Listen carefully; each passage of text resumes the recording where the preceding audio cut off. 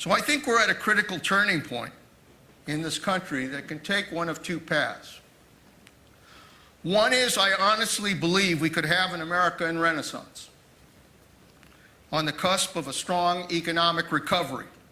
Fundamentals in our economy are strong, building on the tremendous creativity and innovation that we see here in Silicon Valley and elsewhere, strengthening an educated and skilled workforce and a strong middle class, and advancing opportunity for all, establishing true energy independence, expanding our trade opportunities, improving our environment and our quality of life, disciplining our budget, and investing, yes, in a leaner but more agile defense force that can remain the strongest and most powerful in the world, and that can sustain America's leadership in a troubled world.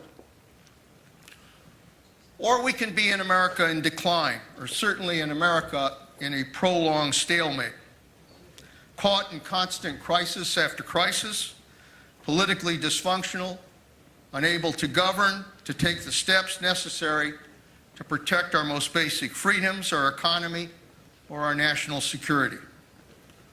What path we take will largely be determined, whether we like it or not, by how we govern ourselves, or how we fail to govern ourselves in a democracy. I often tell the students at the Panetta Institute that in a democracy we govern either by leadership or by crisis. If leadership is there, we can avoid or certainly contain crisis. But if leadership is not there, then we will inevitably govern by crisis. We can do that.